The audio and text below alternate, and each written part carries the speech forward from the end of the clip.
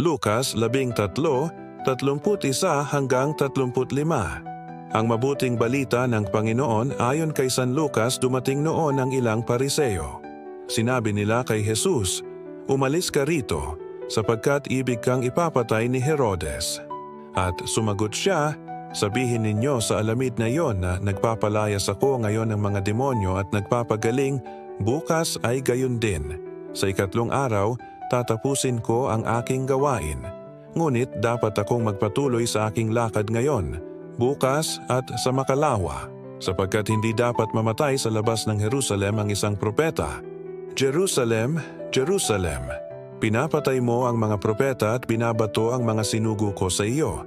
Makailan kong sinikap na kupkupin ang iyong mga mamamayan, gaya ng paglukob ng isang inahin sa kanyang mga sisiw, ngunit ayaw mo.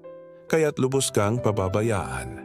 Sinasabi ko sa iyo, hindi mo na ako makikita hanggang sa dumating ang oras na sasabihin mo, pagpalain nawa ang dumarating sa pangalan ng Panginoon."